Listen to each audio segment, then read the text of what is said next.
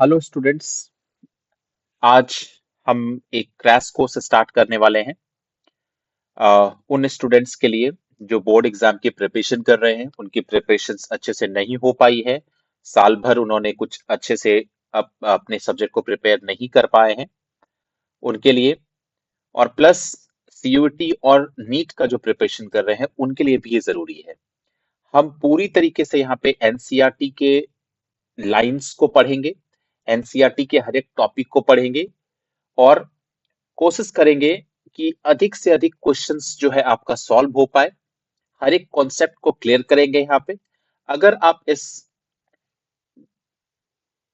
Series से जुड़ना चाहते हैं तो आप इस कांटेक्ट नंबर पर कांटेक्ट कर सकते हैं ताकि हम और अच्छे से आपको गाइड कर सके। तो आज हम एक चैप्टर, और जैसे ही हम कोई चैप्टर कंप्लीट करेंगे तो उसके प्रीवियस ईयर क्वेश्चंस लगाएंगे, उसके एमसीक्यूज लगाएंगे और फिर हम आगे बढ़ेंगे नेक्स्ट चैप्टर पे। तो आप अगर हमसे जुड़ते हैं तो और भी ज्यादा अच्छे तरीके से हम आपको हेल्प कर सकते हैं। सो चलिए स्टार्ट करते हैं हम लोग। और सबसे पहला चैप्टर जो हम लोग करने वाले हैं आज, sexual reproduction in flowering plants. So इस चैप्टर के अंदर हम देखेंगे कुछ चीजें, और ये पूरा एनसीईआरटी का डिजाइन किया हुआ माइंड मैप है। ठीक है, तो स्टार्ट करते हैं। देखिए पहले लाइन में इन्होंने क्या लिखा है, हम हर एक लाइन के थ्रू से जाएंगे बिकॉज जब आप क्वेश्चन को आंसर करोगे तो आपको लाइन बाय लाइन करना बहुत जरूरी है। एनसीईआरटी का आपको लाइन बाय लाइन पढ़ना है क्योंकि उसी के बीच में आंसर छिपा हुआ है। तो देखिए ऑल फ्लावरिंग प्लांट्स, चाहे वो एंजियोस्पर्म है, ठीक है, चाहे नहीं सिर्फ एंजियोस्पर्म है, ठीक है। तो जितने भी फ्लावरिंग प्लांट्स हैं सब एक साथ क्या बोलते हैं, एंजियोस्पर्म्स बोलते हैं, है ना। सोज सेक्सुअल रिप्रोडक्शन, वो क्या शो करती है, सेक्सुअल रिप्रोडक्शन शो करती है। और इसका जो साइट है वो क्या है, फ्लावर, जहां पे सेक्सुअल रिप्रोडक्शन होता है। अब इसके कुछ इवेंट्स हैं। सबसे पहला इवेंट है प्री फर्टिलाइजेशन, यानी फर्टिलाइजेशन से पहले वाली इवेंट्स क्या है। दूसरा है स्ट्रक्चर और इवेंट्स, इसके अंदर क्या क्या होते हैं उसको हम देखेंगे। तो यहां से स्टार्ट करते हैं हम लोग यहां से स्टार्ट करते हैं। Several hormonal and structural changes, है ना, बहुत सारे हार्मोनल और क्या होता है, स्ट्रक्चरल चेंजेस होते हैं। Results in the differentiation and development of floral primordium, मतलब यहीं से फूल का शुरुआत होता है बनना। यहाँ पे डेवलपमेंटल और डिफरेंशिएशन होते हैं इसके अंदर, ठीक है। और कुछ हॉर्मोन्स के वजह से स्ट्रक्चर में बदलाव आते हैं और हमें फूल जैसा कुछ ऐसा शुरुआती दिखना स्टार्ट हो जाता है। इन्फ्लोरेंस, जो इन्फ्लोरेसेंस होते हैं वो बेयर करते हैं फ्लोरल बर्ड्स। उसके अंदर क्या होते हैं, फ्लोरल बर्ड्स होते हैं और फिर बर्ड्स के बाद क्या बनती है, फ्लावर बनती है। पहले आया इन्फ्लोरेसेंस, वो बेयर करेगी क्या, फ्लोरल बर्ड, और बर्ड के बाद क्या बनेगा, फ्लावर बनेगा। तो हम बात करेंगे इसके अंदर structure of a flower, flower का क्या स्ट्रक्चर है, ठीक है। तो अगर हम देखें इसके अंदर स्ट्रक्चर ऑफ फ्लावर के अंदर, ठीक है, तो इसके अंदर हम लोग ये फोकस करेंगे कि क्या क्या आपने ऑलरेडी इस चीज को देखा हुआ है एनसीईआरटी के अंदर। तो ये हमारा फ्लावर का एक स्ट्रक्चर है जिसके अंदर आप देख सकते हैं यहाँ पे ओवरी है, ये सेपल्स है। इसको हम थोड़ा सा और डार्क ले लेते हैं, ये सेपल्स है। उसके बाद अगर हम बात करें तो ये वाला, ये पेटल्स है, ये एंथर है, दिस इज द एंथर। और ये एंथर का फिलामेंट है और ये ओवरी है। उसके बाद ये स्टिग्मा है और ये जो है स्टाइल है, ये तो सभी लोग जानते हैं।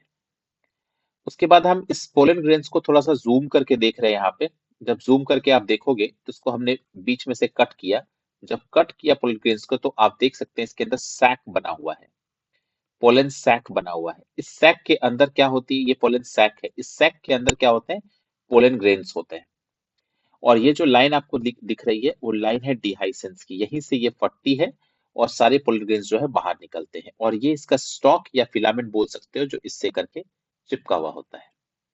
सो एक टिपिकल फ्लावर के पास दो पार्ट्स होते हैं, एक एंड्रोसियम और एक है गाइनोसियम, मेल पार्ट। और दूसरा गाइनोसियम क्या है, फीमेल पार्ट। तो पहले मेल पार्ट की बात करेंगे, देन बात करेंगे फीमेल पार्ट की। ये डायग्राम के पॉइंट ऑफ व्यू से इंपॉर्टेंट हो सकता है, इसको आप प्रैक्टिस कर सकते हैं, ठीक है। सो सबसे पहले हम बात करेंगे यहाँ पे मेल रिप्रोडक्टिव पार्ट की। तो it consist of a whole of stamen. Stamen का एक पहला पूरा गुच्छा होता है, their numbers and length are variable in different species. इसका जो लेंथ होता है वो अलग अलग स्पीसीज में वेरी करता है। स्टेमन का दो पार्ट होता है, पहला है फिलामेंट, एक लॉन्ग और स्लेंडर स्टॉक होता है। Its proximal end is attached to the thalamus. इसका जो पहला वाला एंड है वो थैलेमस से जुड़ा हुआ होता है ना। और द पेटल्स ऑफ फ्लावर, ये this is the proximal and. और जो प्रॉक्सिमल मतलब पास वाला, और जो दूर रहेगा इसको कहते हैं डायस्टल एंड। यहाँ पे क्या होती है, तो ये आपको पता ही है, ठीक है, कि यहाँ पे पोलन अगर हम बात करें एंथर होती है। तो यहाँ पे फिलामेंट जो अटैच है ये इस प्रॉक्सिमल पार्ट से, और दूर में क्या होती है हमारी, तो एंथर होती है। सो नेक्स्ट हम बात करेंगे यहाँ पे एंथर के बारे में। एंथर टर्मिनल और टिपिकली बाइलोब्ड होते हैं, दो लोब होते हैं इसके अंदर, और हर एक लोब के पास दो थीका होते हैं, इसको इसलिए इसको डाइथीकस भी कहते हैं। Often a longitudinal groove run lengthwise separating the theca, और एक longitudinal groove जो है ऊपर से क्या होती है, गुजरती है, जो थीका को सेपरेट कर देती है। सो ट्रांसफर सेक्शन जब हम एंथर का देखेंगे, ऊपर से जब इसको कट किया हमने, इसी सेक्शन को हम यहाँ पे देख रहे हैं, जब हम देखेंगे तो क्या दिखता है हमें। तो आप देखिए इसको ऊपर से हम इसको देख रहे हैं ट्रांसफर सेक्शन में, ठीक है। ये है एंथर, एंथर का ट्रांसफर सेक्शन। तो आप देखो इसके अंदर चार लेयर जो है हमें देखने को मिलता है। सबसे पहला हमें दिखेगा एपिडर्मिस, उसके और अंदर आ जाइए तो हमें दिखेगा एंडोथीकम, उसके और अंदर आ जाइए तो आपको दिखेगा मिडिल लेयर, और सबसे अंदर जो आपको दिखेगा वो दिखेगा आपको क्या, टेप्टम, और उसके अंदर तो ये है माइक्रोस्पोर मदर सेल्स। और हर एक माइक्रोस्पोर मदर सेल्स के पास कैपेबिलिटी है कि वो डिवाइड करके एक माइक्रोस्पोर मदर सेल्स क्या कर सकती है, चार पोलन ग्रेन्स दे सकती है, चार पोलन ग्रेन्स जो है वो प्रोड्यूस कर सकती है। टेप्टम जो है वो नरिशिंग में काम करता है। एपिडर्मिस, एंडोथीकम और मिडिल लेयर, ये तीनों का एक कॉमन काम है जो क्या है, प्रोटेक्शन का। लेकिन एक एक करके हम देखते हैं इसके अंदर क्या क्या काम है। आपको इन लेयर का नाम याद रखना है कि कौन कौन से लेयर होते हैं। डायरेक्ट क्वेश्चन जो है इसमें से पूछे जाते हैं, तो ये आपको याद रखना है कौन कौन से लेयर होते हैं। एपिडर्मिस, एंडोडर्मिस, मिडिल लेयर और टेप्टम। तो ई ई एम टी, EEMT से याद रख सकते हैं आप। और सबसे अंदर जो आपको ये दिख रहा है माइक्रोस्पोर मदर सेल्स होता है। ये चारों लेयर पूछेगा क्या क्या होता है, ठीक है। एपिडर्मिस, एंडोथीकम, मिडिल लेयर और टेप्टम। सो एंथर एक टेट्रागोनल स्ट्रक्चर है, एक दो तीन चार टेट्रागोनल स्ट्रक्चर है। इसके पास चार माइक्रोस्पोरेंजिया होती है, और कहाँ पे, कॉर्नर्स पे होते हैं, इस कॉर्नर्स पे प्रेजेंट होते हैं। और दो, एक लोब में दो होते हैं, two in each lobe. The microsporangia developed to the pollen sac, और माइक्रोस्पोंजिया क्या होती है, डेवलप करती है क्या, पोलन सैक। और they extended longitudinally all through the length of anther and are packed with pollen grains. ये जो आपको दिख रहा है ये पूरे लेंथ में जाती है, और ये पूरे लेंथ में डेवलप करती है, यहाँ से लेके पूरे लास्ट तक, यहाँ से पूरे लेके लास्ट तक। और इसके अंदर क्या भरा रहता है, तो एंथर जो इसके अंदर भरा हुआ होता है, आई मीन एंथर के अंदर पोलन ग्रेन्स भरा हुआ रहता है। सो स्ट्रक्चर ऑफ माइक्रोस्पोरेंजिया, क्या स्ट्रक्चर है माइक्रोस्पोरेंजिया की, अगर हम देखें तो a typical microsporangium is near circular in outline, circular होता है, ये तो हमने देख लिया। It is surrounded by four walls, ये बहुत इंपॉर्टेंट है, ये पूछ लेगा direct question. Epidermis, endothecium, middle layer and tapetum, ये सबसे अंदर वाले लेयर है, ये भी एमसीक्यूज बन सकते हैं यहाँ से। The outer three layer give protection and help in the dehiscence. Dehiscence मतलब क्या करती है, जब ये मैच्योर हो जाते हैं तो ये आपस में क्या होता है, फटते हैं। आप देख रहे हैं यहीं से फटेगा और पोलन ग्रेन्स जो है वो बाहर निकलेगा। डिहाइसेंस ऑफ एंथर, एंथर का डिहाइसेंस होता है, ये फटता है और रिलीज करते हैं किसको, पोलन ग्रेन्स को। टेप्टम जो है ये नरेसिस करती है डेवलपिंग पोलन ग्रेन्स को। सेल जो होती है टेप्टम की, इसके पास डेंस साइटोप्लाज्म होती है और generally have more than one nucleus. ये भी जो है क्वेश्चंस आ सकते हैं, इसको बना सकते हैं, फंक्शन ऑफ टेप्टम में आप लिख सकते हैं। In young anther each microsporangium has sporogenous tissue. Young anther में सबके पास क्या होता है, स्पोरोजिनस टिश्यू होता है। और it consist of compactly arranged homogeneous diploid sales, जिसे हम कहते हैं स्पोरोजिनस सेल्स। ये बात कर रहे हैं स्पोरोजिनस टिश्यू की, जो सेंटर में पाए जाते हैं। नेक्स्ट हम देखते हैं कि यहाँ पे कि माइक्रोस्पोरोजेनेसिस क्या होता है। तो माइक्रोस्पोरोजेनेसिस, जेनेसिस शब्द का मतलब है फॉर्मेशन, प्रोसेस जिसके थ्रू क्या फॉर्म होता है, पोलन ग्रेन्स फॉर्म होते हैं। तो यहाँ माइक्रो शब्द है, इसका मतलब आप समझ लीजिएगा कि पोलन ग्रेन्स का मतलब बनने का प्रोसेस चल रहा है। एज द एंथर डेवलप्स, जैसे ही एंथर डेवलप होता है, हर एक स्पोरोजिनस सेल्स जो माइक्रोस्पोर मदर सेल्स होती है, पोलन मदर सेल्स होती है, उसके अंदर मियोटिक डिवीजन, याद रखिएगा कौन सा डिवीजन होगा, मियोटिक डिवीजन, माइटोटिक नहीं, मियोटिक डिवीजन, क्योंकि यहाँ पे गैमीट्स बन रहा है। पोलन ग्रेन्स भी प्लांट्स का गैमीट है, तो वहां पे क्या होगा, मियोटिक डिवीजन होगा। और यहाँ क्या बनेगा, माइक्रोस्पोर टेट्राड्स बनेगा, मतलब एक सेल से चार सेल्स जो है यहाँ पे क्या होंगे, बन के तैयार होंगे, इसलिए क्या बोलते हैं, माइक्रोस्पोर टेट्राड बोलते हैं इसको। Microspores arranged in a cluster of 4 cells, है ना, 4 सेल के क्लस्टर में क्या होते हैं ये आप यहाँ पे देख रहे हैं, microspore tetrad. Formation of microspore from pollen mother cells, और कहां से बनती है ये भी याद रखना है, पोलन मदर सेल से, थ्रू मियोसिस, इसे कहते हैं माइक्रोस्पोरोजेनेसिस। तो आप पूछेगा क्वेश्चन कि व्हाट इज माइक्रोस्पोरोजेनेसिस, तो you can answer the process of formation of microspore from the pollen mother cell through meiosis is called microsporogenesis. As anther mature and dehydrate, जैसे ही एंथर मैच्योर होता है, dehydrate होता है, the microspores dissociate from each other, एक दूसरे से अलग हो जाते हैं और डेवलप हो जाते हैं किसमें, माइक्रोस्पोर सॉरी पोलन ग्रेन्स में। और हर एक माइक्रोस्पोरेंजियम, अगर हम बात करते हैं, माइक्रोस्पोर भी आप बोल सकते हैं पोलन ग्रेन्स को, ऐसा कोई ये नहीं है। ईच माइक्रोस्पोरेंजियम कंटेन, और हर एक माइक्रोस्पोरेंजियम के अंदर बहुत सारे पोलन ग्रेन्स क्या होते हैं, ऑलरेडी बन के तैयार हो गए होते हैं। अब ये क्या है, they are released with the dehiscence of anther, ये इंतजार कर रहे होते हैं कि कब एंथर फटेगा और हम कब रिलीज होंगे। तो आप देख सकते हैं इसके अंदर कितने सारे एंथर जो है वो बन के तैयार हो चुके हैं। अब जैसे ही ये डिहाइसेंस हुआ, फटा, है ना, उसके लेयर्स फटे, ये बाहर निकलने शुरू के स्टार्ट हो गए। ये एक मैच्योर डिहाइसेंस एंथर का पिक्चर है। पोलन ग्रेन्स हम बात करते हैं, इसको मेल गैमेटोफाइट बोलते हैं। जनरली स्फेरिकल होते हैं, 25 से 50 माइक्रोमीटर इन डायमीटर होते हैं। Cytoplasm is surrounded bye a plasma membrane, तो साइटोप्लाज्म है इनके, वो प्लाज्मा मेम्ब्रेन से सराउंडेड होते हैं। अब pollen grains has a 2 layer wall, है ना, 2 लेयर के वॉल हैं, एक है एक्साइन और दूसरे है इंटाइन। एक्साइन जो है अगर हम बात करते हैं तो वो क्या होता है, वो हार्ड होते हैं, ठीक है, outer layer made up of sporopollenin, और किससे बना होता है, स्पोरोपोलिन से बना होता है। हाईली रेजिस्टेंट होते हैं ऑर्गेनिक मटेरियल, और it can withstand high temperature and strong acids alkali. याद रखिएगा कि ये पूछा जा सकता है कि स्पोरोपोलिन, है ना, ये क्या होते हैं, तो ये एक हाईली रेजिस्टेंट मटेरियल है और ये झेल सकते हैं हाई टेम्परेचर को, स्ट्रॉन्ग एसिड्स को और अल्कलाई को। Enzymes can not degrade the sporo, कोई भी अभी तक एंजाइम नहीं हुआ है कि कोई इस एंजाइम को, मतलब स्पोरोपोलिन को डिग्रेड कर सके, इसीलिए ये हजारों सालों तक सरवाइव कर सकते हैं।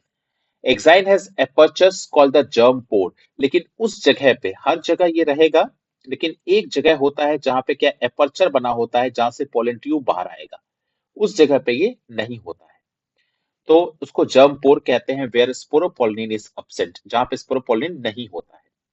Pollen grains are preserve as fossils due to the presence of sporopollenin, ये फॉसिल्स के थ्रू तरह प्रिजर्व होते हैं, क्यों होते हैं, क्योंकि स्पोरोपोलिन प्रेजेंट होता है इसीलिए।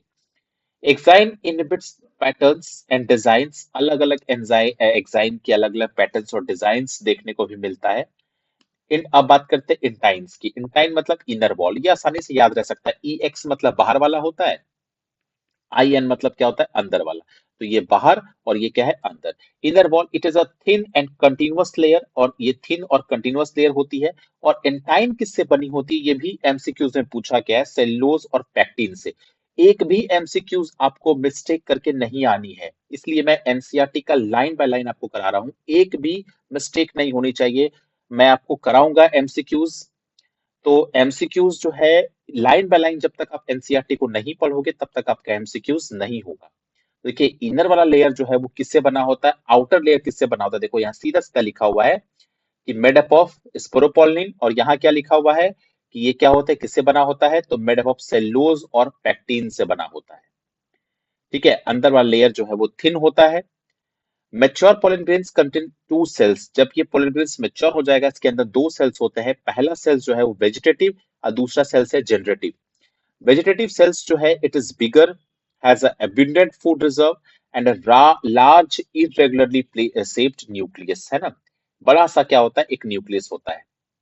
उसके बाद हम बात करते हैं, ये हो गया, हम इससे पहचान जाएंगे क्या कि ये क्या है, वेजिटेटिव सेल है, आप इसको देख सकते हैं, दिस इज वेजिटेटिव सेल्स। उसके बाद छोटा सा सेल जो आपको दिखेगा वो है क्या, generative cell.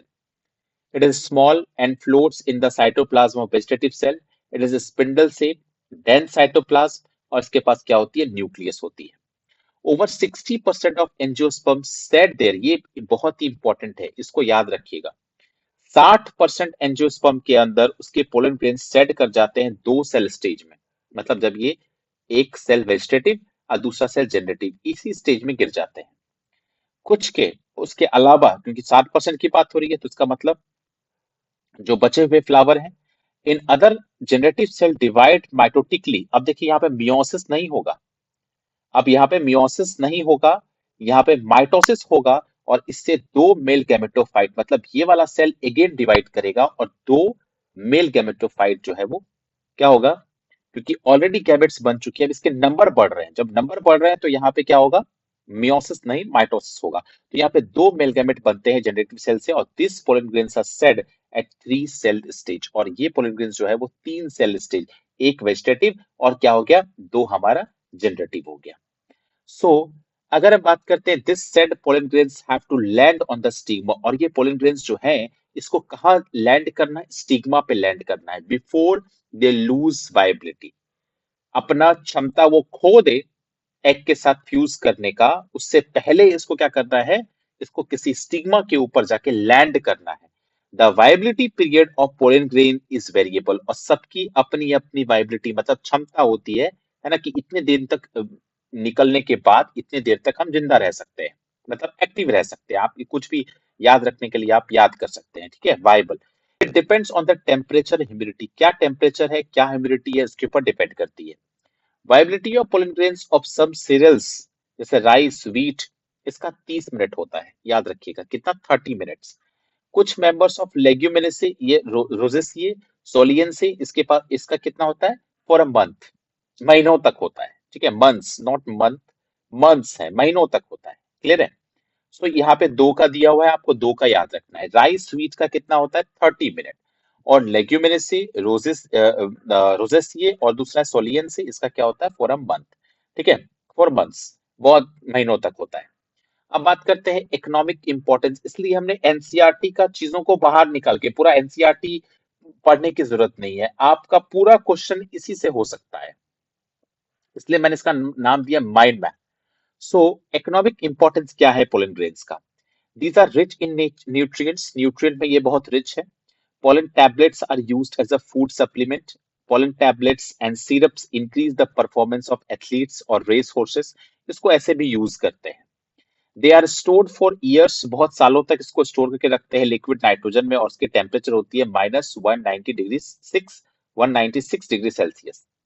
They can be used as a pollen bank in crop breeding programmes, इसको ऐसे भी यूज कर सकते हैं। Pollen grains of some plants जैसे कि पार्थेनियम हो गया, कैरेट ग्रास हो गया, ये एलर्जिक होती है कुछ पीपल के लिए, इसीलिए leads to chronic respiratory disorder, इसकी वजह से क्रॉनिक मतलब बहुत लंबे समय के अगर उनके एक्सपोजर में रहेंगे, है ना, तो उसको ये डिसऑर्डर क्रिएट कर सकता है, ठीक है।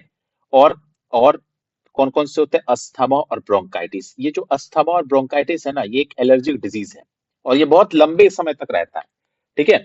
तो इसलिए इसका नाम दिया है क्रॉनिक। क्रॉनिक जो डिजीज आपको बहुत लंबे, एक्यूट मतलब एक डिजीज होता है एक्यूट, एक्यूट जो है वो क्या है, बहुत कम समय के लिए रहेगी, और क्रॉनिक जो है बहुत लंबे समय तक के रहेंगे, तो ये एक एलर्जिक डिजीज भी क्रिएट कर सकता है, कॉज कर सकता है, वो क्या है, क्रॉनिक रेस्पिरेटरी डिसऑर्डर, अस्थमा और ब्रोंकाइटिस भी कर सकता है, कौन, पोलन ग्रेन्स।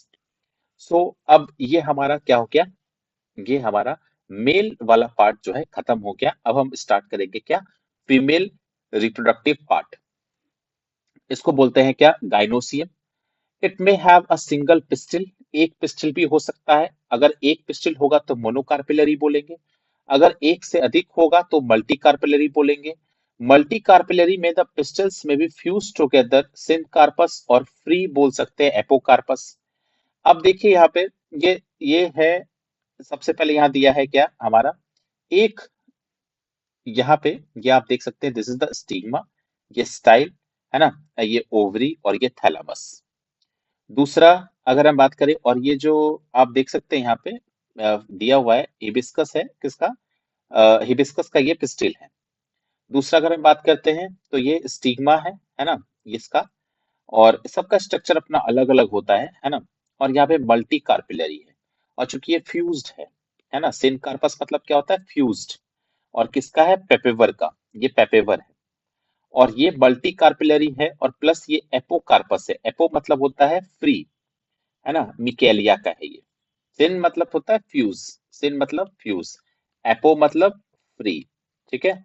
तो ये इसका जो ये है वो फ्री है, और इसका क्या है फ्यूज्ड है, ठीक है। तो आप देख सकते हैं इसके अंदर each pistol has three parts, ये तो पता ही है, स्टिग्मा, स्टाइल और ओवरी। स्टिग्मा लैंडिंग प्लेटफॉर्म होती है पोलन ग्रेन्स के लिए। स्टाइल जो है इलोंगेटेड सिलेंडर पार्ट होती है beneath the stigma. Ovary basal bulged part होती है, it is an ovarian cavity, इसे हम कहते हैं locule, which is in which placenta is located, इसी लॉक्यूल के अंदर प्लेसेंटा क्या होती है लोकेटेड होती है। अराइजिंग फ्रॉम द प्लेसेंटा, और प्लेसेंटा से जो अराइज होता है उसे हम क्या कहते हैं ओव्यूल या मेगा स्पोरेंजिया। मेगा मतलब ovule. Number of ovules is an ovary may be one, जैसे कि वीट में, पैडी, मैंगो, इसमें एक होगा। बहुत सारे किस्में हो सकते हैं, पपाया में, वाटरमेलन में और ऑर्किड्स में, ये याद रखना है आपको। स्ट्रक्चर ऑफ मेगा स्पोरेंजिया जिसको बोलते हैं ovule. Ovule is attached to the placenta by stalk, जिसे हम कहते हैं फ्यूनिकल, फ्यूनिकल के द्वारा क्या होगा ये अटैच होगा, ठीक है। ये आप देख सकते हैं, दिस इज द फ्यूनिकल, ठीक है, दिस इज द फ्यूनिकल, इसके द्वारा क्या होता है अटैच्ड होता है, ठीक है। Junction between the body of ovule and funicle, है ना, फ्यूनिकल का, और अगर हम बात करते हैं बॉडी जो है ओव्यूल का और फ्यूनिकल का बीच में एक जंक्शन होता है, इसमें कहते हैं हाइलम, ठीक है, क्या बोलेंगे इसको हाइलम, ये आप देख सकते हैं, ये जो है ना इसे हम बोलते हैं हाइलम। ये फ्यूनिकल है और ये पूरा बॉडी है ओव्यूल का, और इसके बीच में एक वो दिया हुआ है, इसे हम क्या कहते हैं हाइलम कहते हैं। आप देख सकते हैं इसके, this is the hilum. Each ovule has one और टू प्रोटेक्टिव एनवेलप्स, ये भी बहुत जरूरी है, अगर डिस्क्राइब करने बोलेगा ओव्यूल को तो आप ओव्यूल को डिस्क्राइब कर सकते हो। एक या दो क्या होती है प्रोटेक्टिव इन्वेलप होती है, इसे इंटीग्यूमेंट्स कहते हैं। Except at the tip where small opening micropyle, अब देखिए वहां पे भी था मेल में कि हर जगह स्पोरोपोलिन से कवर होता है, एक जगह नहीं होता है, इसे जम्पोर कहते हैं। उसी तरह यहाँ पे भी क्या होता है हर जगह ही प्रोटेक्टिव कवरिंग होगा और एक जगह नहीं होगा, इसे हम क्या बोलेंगे माइक्रोपाइल, इसी के थ्रू पोलन ट्यूब जो है वो अंदर एंटर करते हैं, ठीक है। So is present opposite the micropylar and, अगर इस तरफ माइक्रोपाइल है तो इस तरफ क्या होगा चलाजल एंड होगा, इस द चलाजा, इसको कहते हैं बेजल पार्ट, ठीक है, इसको बेजल पार्ट कहेंगे। enclosed within the integument there is a mass of cells जिसे हम कहते हैं nucellus, you can say here this is what nucellus, its cell contain reserve food material, इसके अंदर क्या होती है वहां पे टेप्टम था और यहाँ न्यूसेलस है, इसके पास रिजर्व फूड मटेरियल होती है, ठीक है, न्यूसेलस के पास।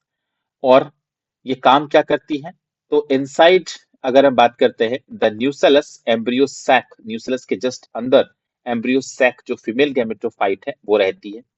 And ovule generally has a single embryo sac, ovule के पास मेनली सिंगल एम्ब्रियो सैक होती है formed from a megaspore, जो किससे बनती है मेगा स्पोर से बनती है।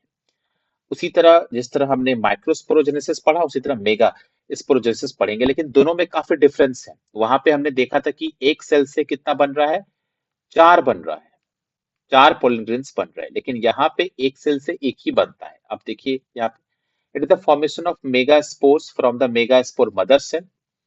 Ovules generally differentiate a single MMC in a micropyle region of the nucellus. It is a large cell containing dense cytoplasm, ये एक बड़ा सेल होगा जिसके अंदर डेंस साइटोप्लाज्म होगा, प्रोमिनेंट न्यूक्लियस होगा। MMC megaspore mother cell undergo meiosis, यहाँ पे मियोसिस होगा और प्रोड्यूस करेगा, पहले स्टार्टिंग में चार बनाएगा, ठीक है। तो यहाँ पे आप देख सकते हैं this is the micropylar and this is the nucellus, और ये है मेगास्पोर मदर सेल। इसने डिवाइड किया और पहले बना दो सेल, दो से कितना बना, एक दो तीन चार, चार सेल से बोलते हैं मेगास्पोर टेट्राड। अब होता क्या है इसके अंदर, चारों सेल फंक्शनल नहीं होते, इसमें से तीन सेल जो है वो क्या होते हैं, डिजेनरेट कर जाते हैं। In the majority of flowering plants one megaspore is functional while other three degenerate. अधिकतर में ऐसा ही होता है। The functional megaspore develops into a female gametophyte. ये जो है वो क्या होता है, फीमेल गैमेटोफाइट में डेवलप हो जाते हैं। तीन समझिए मर गया, एक रहा।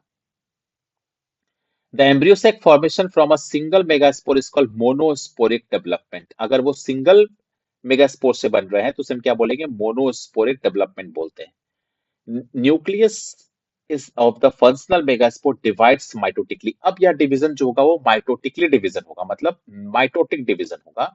और पहले ये, अब एक सेल बचा, इस एक सेल को हम यहाँ ले आए, ये एक सेल ही बचा यहाँ पे, उस एक, तीन तो डिजेनरेट कर गया, एक सेल बचा, इसको हम यहाँ ले आए। अब इसके अंदर जो एक न्यूक्लियस थी, अब ये डिवाइड करके दो हो गई माइटोसिस के द्वारा। लेकिन यहाँ पे साइटोप्लाज्म का डिवीजन नहीं हुआ, मतलब कैरियोकाइनेसिस तो हुआ, मतलब कैरियोकाइनेसिस जो है वो हुआ, लेकिन साइटोकाइनेसिस नहीं हुआ, जिसकी वजह से यहाँ पे साइटोप्लाज्म का फॉर्मेशन नहीं हुआ, सेल वॉल का फॉर्मेशन नहीं हुआ। तो अब एक न्यूक्लियस से पहले दो बना, अब दो से क्या हो जाएगा, चार बन जाएगा, और चार से आठ बन जाएगा। जैसे ही आठ बनेगा, अब यहाँ पे सेल वॉल का बनना स्टार्ट हो जाएगा। तो यहाँ पे देखो धीरे धीरे यहाँ सेल वॉल बन रहे हैं, और हर सेल के अंदर एक न्यूक्लियस चला जाएगा, एक जगह को छोड़ करके, ये बीच वाले को, this is called central cell. ठीक है, सेंट्रल में बस दो रह जाएगा, वरना सभी में क्या होगा, एक एक सेल चले जाएंगे। ठीक है। अब न्यूक्लियस कितना है, आठ है, लेकिन एक जगह पे अगर हम दो डाल रहे हैं तो सेल कितना है, सात है। तो सेवन सेल और एट न्यूक्लियस हो जाता है। देखो एक दो तीन चार पांच छह, छह सेल हो गया। और यहाँ पे एक सेल जो ये आपको दिख रहा है सेंट्रल सेल, है ना, इसमें दो न्यूक्लियस हैं, तो इसे हम क्या बोल देंगे, तो न्यूक्लियस कितना हो गया, आठ हो गया, लेकिन सेल कितना है, सात है। तो ये है 2, 4, 8 न्यूक्लियट स्टेज एम्ब्रियो सैक का, और एक मैच्योर एम्ब्रियो सैक बन के तैयार हुआ। These divisions are free nucleus, यही देख लो, सिर्फ न्यूक्लियस ही बनेगा। Nuclear divisions are not followed immediately by the cell wall formation, यानी न्यूक्लियस के बनने के बाद सेल वॉल का फॉर्मेशन हुआ ही नहीं। ठीक है। दूसरा अगर हम बात करते हैं, आफ्टर एट न्यूक्लियट स्टेज, जैसे ही आठ न्यूक्लियस का डिवीजन तक पहुंचेगा, सेल वॉल और laid down leading to the organisation of a typical female gametophyte. अब यहां बनना स्टार्ट हो जाएगा cell wall.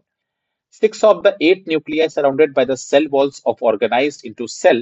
Remaining two nuclei से polar nuclei कहते हैं, situated below the egg apparatus, है ना, in a large central cell। यहाँ पे इसको, इस पूरे को बोलते हैं central cell। This is central cell।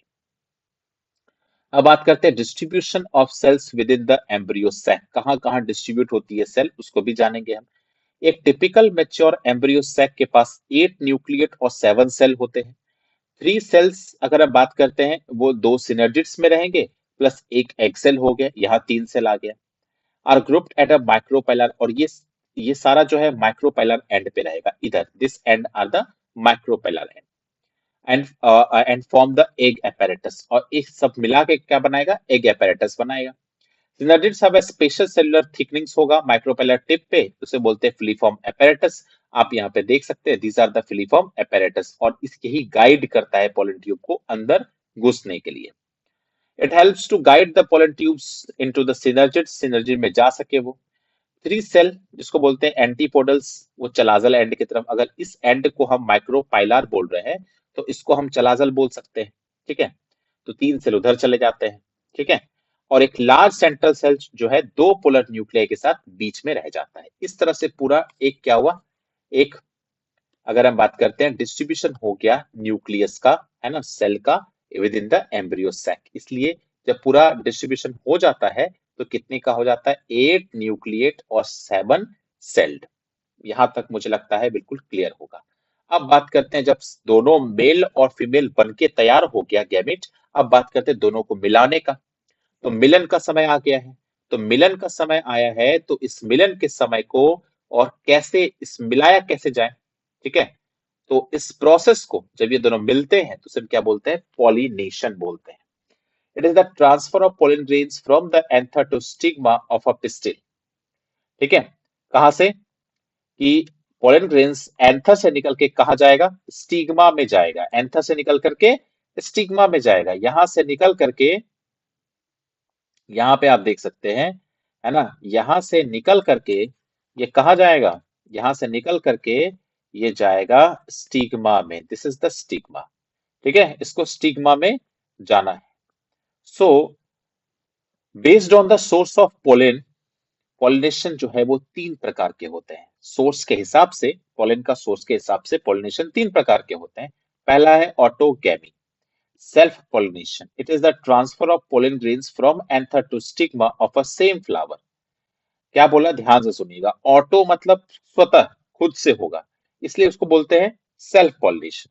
यहाँ पे ट्रांसफर हो रहा है पोलन ग्रेन्स का from anther to stigma, anther से स्टिग्मा में जा रहा है सेम फ्लावर का, मतलब एक ही फ्लावर है, ऐसा समझ लीजिए कि ये एक ही फ्लावर है, एक ही फ्लावर है, और एक ही फ्लावर के क्या हो रहे हैं, समझो ये स्टिग्मा है ना, समझो ये स्टिग्मा है, और स्टिग्मा के क्या है, एक ही फ्लावर के ऊपर, हम पेन को भी चेंज कर देते हैं। ठीक है, एक ही फ्लावर के ऊपर क्या हो रहा है, ये लैंड कर रहा है। ठीक है, एक ही फ्लावर में ये सारी चीज हो रहा है, एक ही फ्लावर है ये। ठीक है, तो उसे हम क्या बोलेंगे, ऑटोगैमी या self pollination. In flower with exposed anther and stigma complete autogamy is rare. लेकिन ऐसा बिल्कुल नहीं होता है कि एक ही फ्लावर के अंदर होगा, क्योंकि इसका जो स्टिग्मा है वो तो एक्सपोज्ड है। ये अगर फ्लावर है तो ढका हुआ थोड़ी है, इसका स्टिग्मा एक्सपोज है, तो कोई और फ्लावर, बगल वाले फ्लावर का भी तो आ सकता है। तो कंप्लीट 100% जो है ऑटोगेमी वो नहीं हो सकता। हमेशा थोड़ी है इसी का पोलन ग्रेन्स आके इस पे गिरेगा, ऐसा नहीं है, किसी और का भी आ सकता है। ठीक है, ऑटोगेमी, लेकिन ऑटोगेमी तो होगा, है ना, खुद के भी पोलन ग्रेन्स आ सकते हैं, बाहर के भी आ सकते हैं, बिकॉज ये एक्सपोज्ड है। यही अगर बंद होता, क्लिस्टोगैमस होता, तो फिर ये क्या होता, अगर समझो क्लिस्टोगैमस है, चारों तरफ से बंद है, तो एक ही से होगा, तो 100% ऑटोगेमी बोल सकते हैं, तो उसे क्लिस्टोगैमस फ्लावर बोलते हैं। लेकिन ये क्या है, खुला हुआ है ना, खुला हुआ है तो कहीं से भी आ सकता है, और खुद का भी आ सकता है। ठीक है, तो 100% ये नहीं बोल सकते क्या कि ऑटोगेमी होगा। इसलिए लिखा है complete autogamy is rare. Autogamy in such flower requires the synchrony of pollen release and stigma receptivity। इसका मतलब ये बोल रहा है कि यहाँ पे स्टिग्मा का रिसेप्टिविटी, मतलब स्टिग्मा को भी मैच्योर होना है टाइम पे, और प्लस पोलन ग्रेन्स को भी मैच्योर होना टाइम पे। जब दोनों का दोनों मैच्योर होगा टाइम पे, ठीक है, तभी क्या हो सकता है, संभव हो सकता है दोनों का मिलन, वरना नहीं हो सकता है। ठीक है, also anther and stigma should be close to each other. दूसरा क्या है कि एंथर और स्टिग्मा बिल्कुल क्लोज होना चाहिए। अगर ऐसा है कि स्टिग्मा यहाँ है, एंथर यहाँ है, तो पहुंच ही नहीं पाएगा। ठीक है, तो दोनों का क्लोज होना चाहिए। तो दो कंडीशन है, तभी ऑटोगेमी संभव हो पाएगा। ठीक है, अब प्लांट जैसे वियोला है, इसको बोलते हैं कॉमन पेंसी, ऑक्जेलिस है, कॉमेलिना है, ये प्रोड्यूस करती है दो प्रकार के फ्लावर्स। क्या करती है, दो प्रकार के फ्लावर प्रोड्यूस करती है। वो कौन कौन सा है, एग्जाम्पल याद रखिए, नीट के पॉइंट ऑफ व्यू से बहुत इंपॉर्टेंट है। कौन कौन सा है, कैस्मोगैमस और क्लिस्टोगैमस। कैस्मोगैमस फ्लावर में क्या होती है, they are similar to flowers of other species with exposed anther stigma. क्या बोल रहा है, they are similar to flowers, ये सिमिलर होते हैं अदर स्पीसीज से, है ना, इसके flowers with exposed anther stigma, मतलब इसके एंथर स्टिग्मा जो है वो क्या होते हैं, एक्सपोज्ड होते हैं, मतलब खुले में होते हैं। कोई और भी आके बाहर से क्या कर सकते, दूसरे फ्लावर, बगल वाले फ्लावर्स भी आके क्या पोलिनेट कर सकते हैं। ठीक है, क्लिस्टोगैमस फ्लावर क्या होते हैं, ये ओपन होते ही नहीं है, चारों बगल से पैक्ड होते हैं, मतलब 100% ऑटोगेमी होगा इसके अंदर। ठीक है, anther stigma like close to each other, they are autogamous, ये ऑटोगैमस होंगे। When anther dehiscence जब फटती है ना, in the flower bud, pollen grains come in contact with the stigma, और for pollination, Clistogamous flower produce assured seed set, है ना, even in the absence of pollinator। इसको pollinator ना भी मिले क्लिस्टोगैमस को, तो भी क्या करेगा, क्योंकि यहाँ पे पोलिनेटर की जरूरत ही नहीं है। ठीक है, तो ये खुद ही क्या करेगा, पॉलिनेट कर देगा। तो cleistogamy leads to the inbreeding depression. लेकिन बार बार एक ही टाइप के जीन से अगर बार बार क्या होगा, उसके बच्चे बार बार हो रहे हैं, बार बार उसी से फ्यूज हो रहा है, तो क्या हो सकती है, इनब्रीडिंग डिप्रेशन आ सकती है। हम बात करेंगे क्या है इनब्रीडिंग डिप्रेशन, इसके बारे में। दूसरा है, अगर हम बात करते हैं गिचनोगैमी, ये एक अलग प्रकार का क्या है, पॉलिनेशन है, इसको भी हम लोग देख लेते हैं, इसको कहते हैं गीटनोगैमी। तो it is the transfer of pollen grains from anther to stigma of another flower of the same plant. अब देखना ध्यान से, यहाँ एक प्लांट है और एक फ्लावर यहाँ है, एक फ्लावर यहाँ है, ठीक है। यहाँ पे क्या बोला हमने ऑटोगैमी में, कि एक ही फ्लावर के अंदर क्या हुआ, सारा कार्यक्रम हुआ, ठीक है। 100% नहीं है लेकिन हुआ एक ही फ्लावर के अंदर। यहाँ पे क्या है, यहाँ पे कि एक प्लांट है लेकिन फ्लावर दो अलग अलग होगा, मतलब एक ही प्लांट के दो फ्लावर हैं लेकिन आपस में नहीं होगा, है ना। एक फ्लावर दूसरे फ्लावर के ऊपर जाके क्या करेगा, पॉलिनेट करेगा, तो इसे कहते हैं गीटनोगेमी। लेकिन बात तो बराबर रहा, प्लांट तो एक ही है, इसी के दो बच्चे हैं, ठीक है। सो जीन्स तो नहीं बदलेगा, तो it is functionally cross pollination. Functionally लग रहा है कि हमें क्या, कि ये क्रॉस पोलिनेशन हो रहा है, कि एक फ्लावर से दूसरे फ्लावर में जा रहा है, involving pollinating agent, pollinating agent के थ्रू हो रहा है। लेकिन जेनेटिकली क्या है, सिमिलर है, बिकॉज एक ही प्लांट के हैं, है ना। Autogamy, since the pollen grains come from the same plant, because same plant से आ रहा है, ठीक है। तो ये भी क्या है, कोई क्रॉस पोलिनेशन नहीं है, बस दिखता है क्रॉस पोलिनेशन जैसा, क्रॉस पोलिनेशन नहीं है। तीसरा जो है ये क्रॉस पोलिनेशन, इसको बोलते हैं जीनोगेमी। इसमें अगर एक प्लांट यहाँ है तो दूसरा प्लांट क्या रहेगा, दूर रहेगा। तो इसको अब क्या है, पॉलिनेटर की सख्त जरूरत है, और यहां से ट्रांसफर होके यहां जाने के लिए, ठीक है। तो यूनिसेक्सुअल फ्लावर जो होते हैं, यूनिसेक्सुअल फ्लावर में ये देखने को मिलता है, जैसे कि पपाया हो गया, ठीक है। तो it is the transfer of pollen grains from anther to stigma of different flower, it brings, और ये बहुत इंपॉर्टेंट यहाँ पे क्वेश्चन बनेगा, ठीक है, कि कौन जेनेटिकली डिफरेंट पोलन ग्रेन्स जो है ये कर सकता है। तो जेनेटिकली डिफरेंट पोलन ग्रेन्स जो है वो जाएगा स्टिग्मा के ऊपर, किसके थ्रू जाएगा, जीनोगैमी प्रोसेस के थ्रू। यही खाली जेनेटिकली डिफरेंस ला सकता है, वेरिएशन ला सकता है, वो दोनों नहीं ला सकता है, ठीक है, याद रखिएगा। सच मायने में अगर क्रॉस क्रॉस पॉलिनेशन कर रहा है तो ये कर रहा है। अब बात करते हैं एजेंट की, भी बहुत इंपॉर्टेंट है ना, इंपॉर्टेंस है इसके अंदर, एजेंट भी बहुत इंपॉर्टेंट है। सो एबायोटिक एजेंट जो है हमारा, पहले हम पढ़ेंगे एबायोटिक एजेंट और दूसरा पढ़ेंगे फिर बायोटिक एजेंट। एबायोटिक एजेंट में विंड और वाटर की बात करेंगे। तो पॉलिनेशन बाय विंड है ना, उसको बोलते हैं एनिमोफिली। क्या बोलते हैं, anemophily. More common abiotic agent, wind pollinated flower often have a single ovule in each ovary and numerous flower packed into an inflorescence. Example अगर हम बात करते हैं corn cob, the tassels are the stigma। Corn cob आप जो देखते हो, corn भुट्टा आपने देखा होगा, तो उसका जो टेसल्स ऐसे निकला होता है ना, वो सब क्या है, वो स्टिग्मा है। And style which wave in the wind, है ना, विंड में लहराते रहता है वो हवा में, ठीक है, to trap the pollen grains, ताकि पोलन ग्रेन्स जो हवा में है ना उसको ट्रैप कर सके। Wind pollination is quite common in grasses, grasses में भी बहुत ही कॉमन है। वेज फॉर इफेक्टिव पॉलिनेशन, और सबसे कौन कौन सा तरीका है जिससे कि इफेक्टिव पॉलिनेशन हो सकता है, तो पहला है एबायोटिक की बात कर रहे हैं, और खास करके विंड की। तो विंड पॉलिनेशन अगर हो रहा है, इसको एनिमोफिली कहते हैं। The flower produce enormous amount of pollens, मतलब कि इफेक्टिव तभी होगा जब बहुत सारा क्या करेगा, अमाउंट ऑफ पोलेंस जब वो रिलीज करेगा। तो pollen grains are the light and non sticky. Pollen grains कैसा होना चाहिए, लाइट होना चाहिए, नॉन स्टिकी होना चाहिए, कहीं जाके चिपक ना जाए। They often possesses well expose स्टेमन for easy dispersion of pollen grains into the wind current, है ना। इसको वेल एक्सपोज्ड स्टेमन होना चाहिए ताकि ये आसानी से क्या कर सके, हवा में फैल सके। Large feathery stigma to trap the airborne, और स्टिग्मा कैसा होना चाहिए, इनके जैसा लार्ज और फेदरी, ताकि हवा में उड़ रहे पोलन ग्रेन्स को ये पकड़ सके। अब बात करते हैं पॉलिनेशन बाय वाटर। अगर वाटर के द्वारा पॉलिनेशन होगा तो उनमें क्या क्या कंडीशन होना चाहिए। तो ये वाटर का जो पॉलिनेशन होता है वो क्वाइट रेयर होता है, ज्यादातर नहीं होता है। इसको बोलते हैं hydrophily. It is quite rare, it is limited to about 30 genera, मात्र 30 जेनरा में ही देखने को मिलता है। मोस्टली मोनोकॉट, ठीक है। एग्जाम्पल वेलेस्नेरिया, हाइड्रेला, है ना, जो फ्रेश वाटर होते हैं। जोस्टेरा, है ना, मेराइन सी ग्रासेस होते हैं, इन सब में देखने को मिलता है, तो आप इसका नाम याद रख लीजिएगा, ठीक है। सो अगर हम बात करते हैं यहाँ पे कि बट इन लोअर प्लांट्स, जो लोअर प्लांट्स होते हैं, ठीक है, water is a regular mode of transport for male gametes, है ना। मेल गैमेट के ट्रांसपोर्ट के लिए ये वाटर बहुत जरूरी है। Distribution of some bryophytes and pteridophytes is limited, because they need water for the transport of male gametes and fertilization. अगर हम बात कर लें ब्रायोफाइट्स की और टेरिडोफाइट्स की, वो पानी के बिना नहीं रह सकते, इसीलिए बिकॉज पानी उसको चाहिए क्या करने के लिए, कि पॉलिनेशन के लिए, ठीक है, ताकि मेल और फीमेल गैमेट जो मिलेगा, ट्रांसफर होगा, वो पानी के थ्रू ही होगा, इसलिए वो पानी के किनारे ही रहते हैं।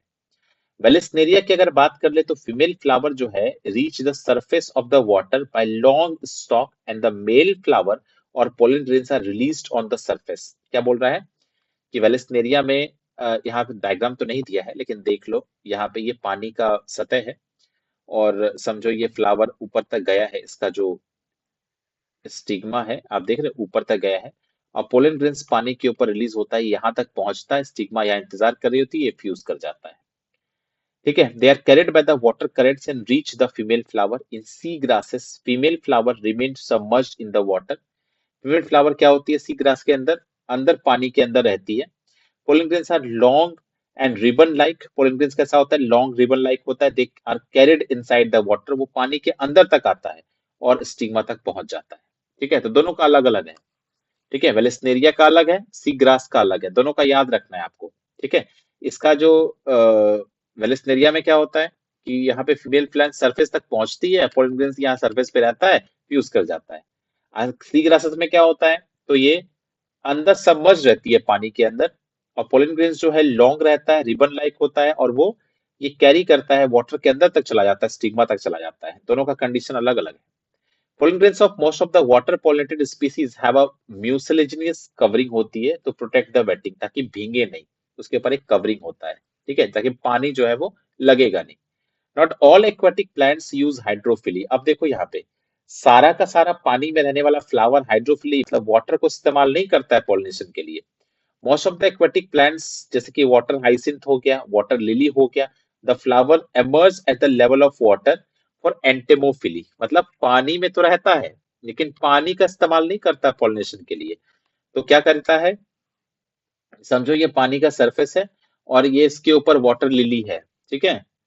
तो ये ऊपर रहता है, पानी के ऊपर रहता है, और क्या करता है, यहाँ क्या बोला, एंटेमोफिली, ठीक है, या एनिमोफिली। एंटेमोफिली मतलब होता है इंसेक्ट के द्वारा करेगा, रहेगा पानी में लेकिन जरूरी नहीं है पानी का हेल्प लेगा पॉलिनेशन करने के लिए, या तो विंड के थ्रू होगा या इंसेक्ट के थ्रू होगा।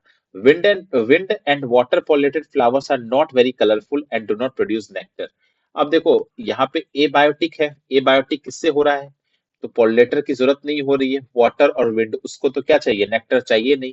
लेकिन जो इंसेक्ट्स जो होते हैं वो उसके लालच में जाते हैं कि हमें नेक्टर मिलेगा, और इस वाले फ्लावर में क्या है, इसको तो पॉलिनेटर को लुभाना है ही नहीं, तो इसके फ्लावर जो है ना तो अच्छे कलरफुल होते हैं और ना ही प्रोड्यूस करते हैं क्या, नेक्टर, क्योंकि इसको पॉलिनेटर की जरूरत होती नहीं है, और पॉलिनेटर इसका नेचर ने दिया हुआ है क्या, विंड और वाटर।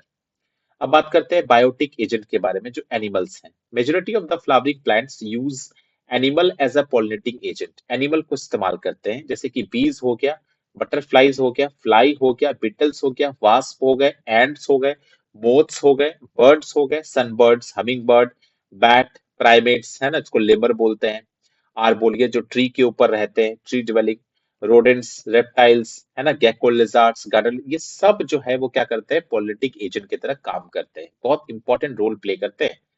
पॉलिनेशन बाय इंसेक्ट को बोलते हैं एंटेमोफिली, पार्टिकुलरली बीज जो है वो बहुत कॉमन है, हनी बी, ऑफन, और बम्बल बीज भी होते हैं। Often flower of animal pollinated plants are specifically adapted for the particular species of animal, है ना, और वो पार्टिकुलर स्पीसीज मतलब कि सभी को नहीं करते हैं, उनका चुना हुआ है अपना कि हाँ हम इसी को करेंगे, ठीक है। फीचर क्या क्या होता है जो इंसेक्ट पॉलिनेटेड फ्लावर होते हैं, उसका फीचर है, गुण क्या होते हैं, तो लार्ज होंगे, कलरफुल होंगे, फ्रेगनेंट मतलब सुगंधित होंगे, रिच होंगे नेक्टर में, नेक्टर और पोलन ग्रेन्स जो है वो और अदर फ्लोरल रिवॉर्ड्स जो है होते हैं, पॉलिनेशन जो करते हैं उनको देते हैं वो लोग पॉलिनेटर को। Small flowers from the from form inflorescence to make them visible. वो झुंड में रहते हैं, स्मॉल फ्लावर जो होते हैं ना वो झुंड में रहते हैं, और झुंड में रहने की वजह से है ना वो ताकि विजिबल हो पाए, ठीक है। और अगर हम बात करते हैं ऑर्डर्स, एक तरह से अगर हम बात, फ्लावर पॉलिनेटेड बाय फ्लाइज, जो मक्खियां के द्वारा, बीटल्स के द्वारा है ना पॉलिनेट होते हैं, वो एक तरह का फॉल ऑर्डर, गंदा स्मेल जो है क्रिएट करते हैं ताकि इंसेक्ट को अट्रैक्ट कर सके। The pollen grains are generally sticky, pollen grains चिपचिपा से होते हैं। When the animal comes in contact with the anther and stigma, the body जो है उसके उसके ऊपर चिपक जाती है ये, और जब ये कांटेक्ट करेंगे अदर स्टिग्मा में और जाके वहां बैठेंगे तो क्या करेंगे, पॉलिनेशन कर देंगे, ठीक है। So some plants provide safe places at the floral rewards to lay eggs, है ना। कुछ कुछ plants होते हैं वो बोलते हैं कि तुम मेरे अंदर अंडे दे सकते हो, ठीक है, रिवॉर्ड के तौर पे जगह दे देते हैं उसको, है ना। उसके बदले में वो उसको पॉलिनेट कर देता है। जैसे एमोर्फोफेलस, ये एक टॉलेस्ट फ्लावर है 6 फीट का, एक मोथ स्पीसीज है, याद रखिएगा, yucca. Yucca can not complete their life cycle without each other, ठीक है। एक प्लांट है यूका, है ना, और एक मोथ का स्पीसीज है, दोनों एक दूसरे के ऊपर डिपेंडेंट है। ये अपना लाइफ जो है कंप्लीट नहीं कर सकता बिना मोथ के, ठीक है, एक दूसरे के, नॉट ओनली मोथ के, एक दूसरे के, मोथ भी नहीं कर सकता। Moth deposit it's leg in the locule of ovary, उसका जो ओवरी का लॉक्यूल है ना, जगह जो बना होता है, उसके अंदर अंडे देते हैं। A flower get pollinated by moth, और फ्लावर क्या होता है, उस मोथ के द्वारा पॉलिनेट हो जाता है। The larva comes out of the egg as seed, है ना, सीड के थ्रू बाहर निकल जाता है, ठीक है, और start developing. Many insect consume the pollen or nectar without bringing about pollination. बहुत सारे इंसेक्ट जो है वो क्या करते हैं, बिना पॉलिनेशन किए ही उसका नेक्टर चुरा लेते हैं। इन सबको बोलते हैं पोलन और नेक्टर रॉबरर्स, ठीक है। अब बात करते हैं आउटब्रीडिंग डिवाइसेस, ये भी बहुत ही इंपॉर्टेंट टॉपिक है। जो हर्माफ्रोडाइट होते हैं, हर्माफ्रोडाइट फ्लावर अगर हम बात करते हैं, मतलब ऐसे फ्लावर जिसके अंदर मेल और फीमेल सेक्स एक ही में होते हैं, हर्माफ्रोडाइट कहते हैं। कैन अंडर को सेल्फ पॉलिनेशन, मतलब कि अगर मेल फीमेल एक ही में, तो सेल्फ पॉलिनेशन कर सकते हैं। कंटिन्यूड सेल्फ, लेकिन बार बार सेल्फ पॉलिनेशन करने से क्या होगा, इनब्रीडिंग डिप्रेशन आ जाएगा, ठीक है। क्या है, तो इनब्रीडिंग डिप्रेशन मतलब कि उनके जो यील्डिंग है वो कम हो सकते हैं, फ्लावरिंग है वो कम हो सकते हैं, आगे आने वाले फ्यूचर में सर्वाइवल उसके कम हो सकते हैं, क्योंकि जेनेटिक वेरिएबिलिटी नहीं हो रही है। सर्वाइव करने के लिए आपको वेरिएशन की बहुत जरूरत पड़ती है, यहाँ पे वेरिएशन जो है वो हो ही नहीं रहा। टू अवॉइड सेल्फ पॉलिनेशन, जिसको बोलते हैं autogamy, and encourage cross pollination, अब प्लांट्स ने क्या किया है, अपना कुछ डिवाइस का निजात किया है कि हाँ भाई, हम भी वेरिएशन लेके आएंगे, हमको भी इस दुनिया के ऊपर रहना है और हमें भी वेरिएशन चाहिए। तो हम क्या करेंगे, इसके लिए उन्होंने कुछ उपाय ढूंढा है। अब इसके अंदर 3 उपाय इन्होंने किया है। सबसे पहला, अवॉइडिंग सिंक्रोनाइजेशन, मतलब कि एक साथ पोलन और पिस्टिल मैच्योर नहीं होगा। मतलब pollen is released before the stigma become receptive, मतलब स्टिग्मा से पहले ही पोलन रिलीज हो गया। अब स्टिग्मा तो क्या है, रिसेप्टिव हुई नहीं है, तो और stigma becomes receptive before the release of pollen, या स्टिग्मा मैच्योर हो गई, पोलन रिलीज नहीं हुआ। तो सिंक्रोनी मतलब साथ साथ, इनका होना बहुत जरूरी है। अब साथ साथ हुआ नहीं तो क्या हुआ, सेल्फ पोलिनेशन होगा ही नहीं, ठीक है। दूसरा है arrangement of anther stigma different position.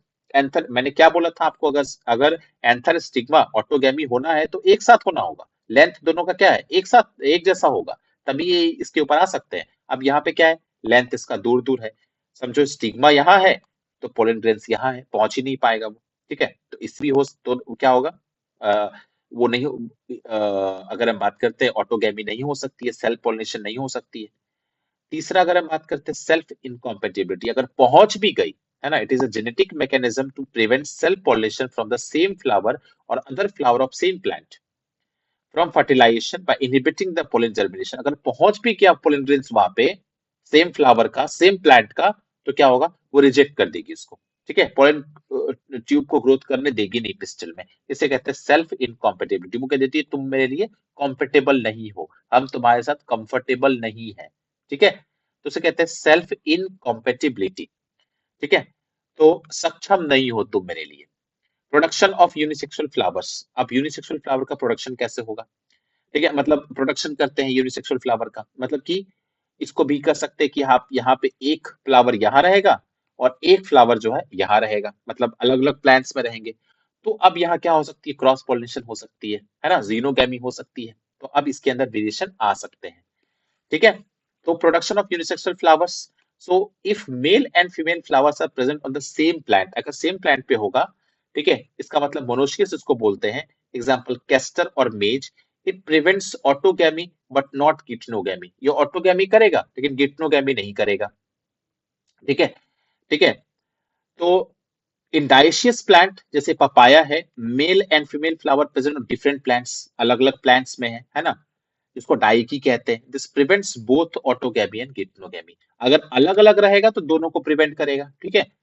तो ऑटोगैमी को भी है, गिप्नोगैमी को भी। अगर एक ही प्लांट में है, अगर यहाँ एक फ्लावर है, एक फ्लावर यहाँ है, तो ऐसे गया तो भी नहीं होगा, है ना, क्योंकि एक ही प्लांट का है, जीन्स तो एक ही है।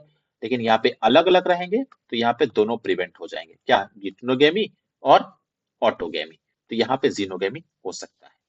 तो यूनिसेक्सुअल फ्लावर का प्रोड्यूस करने का ये क्या होता है, ये फायदा होता है। तो हमने क्या देखा, आउटब्रीडिंग डिवाइसेस देखा, जो प्लांट ने खुद से क्या किया है, निजात किया है। तो पहला था अवॉइडिंग सिंक्रोनाइजेशन, दूसरा था arrangement of anther and stigma different position, तीसरा था सेल्फ इनकॉम्पेटिबिलिटी, चौथा था प्रोडक्शन ऑफ यूनिसेक्सुअल फ्लावर्स। अब बात करेंगे पोलन पिस्टिल इंटरेक्शंस, ठीक है, पोलन पिस्टिल का इंटरेक्शंस कैसे होता है उसको हम बात करेंगे। सो नेक्स्ट है हमारा पोलन पिस्टिल इंटरेक्शन। तो ये क्या है, एक तरह से इसको हम देखें तो, सो पोलन पिस्टल इंटरेक्शन, तो it is a process in which the pistil recognise the compatible और incompatible pollen grains through chemical components produced by them। क्या बोल रहा है कि एक प्रोसेस है जिसके थ्रू पोलन, जो पिस्टल है ना, ये पिस्टल जो है, ये पिस्टल क्या करता है, रिकॉग्नाइज करता है कॉम्पेटेबल और इनकॉम्पेटेबल पोलन ग्रेन्स को। अब देखो, अगर ये ओपन है ना, अगर ये जो स्टिग्मा है वो ओपन है और कहीं से भी आके पोलन ग्रेन्स क्या हो सकता है, इसके ऊपर लैंड कर सकता है। तो अब ये इसके स्पीसीज का है या नहीं है, तो इसके पास ये क्षमता है, कैपेबिलिटी है कि ये पहचान सकता है कि ये हमारे स्पीसीज का है या किसी और स्पीसीज का है, ठीक है। तो यहाँ पे इंटरेक्शन होते हैं किसके बीच में, पोलन ग्रेन्स और पिस्टल के बीच में। अगर ये पहचान में आ जाता है कि ये हमारे स्पीसीज का, तब जाके ये पोलन ट्यूब क्या कर सकते हैं, ग्रो कर सकते हैं। सोचिए नेचर ने कितना अच्छा व्यवस्था करके दिया है।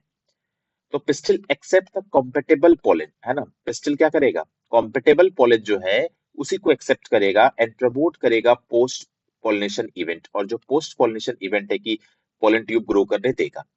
इट रिजेक्ट्स, अगर इनकॉम्पेटेबल पोलन आ गया, किसी और का पोलन आ गया, किसी और स्पीसीज का, ठीक है, तो वो क्या करेगा, उसको इनकॉम्पेटेबल बोल देगा और प्रिवेंट कर देगा पोलन जर्मिनेशन और पोलन ट्यूब ग्रोथ, है ना, इससे रोक देगा। Pollen grains germinate on the stigma to produce a pollen tube through one of the germ pores. The contents of the pollen grains move into the pollen tube, और जो content होगा वो क्या करेगा, वो pollen tube के through जाएगा अंदर। Pollen tube grows through the tissue of stigma and style reaches the ovary, और यहाँ से होते हुए ये ओवरी में पहुंच जाएगा। In plant which shed pollen grains at two stage condition, a vegetative cell और generative cell जो है वो बाद में डिवाइड कर जाती है दो मेल, मैंने बताया था आपको, दो सेल स्टेज में, एक तो वेजिटेटिव सेल और एक क्या होती है, जनरेटिव सेल।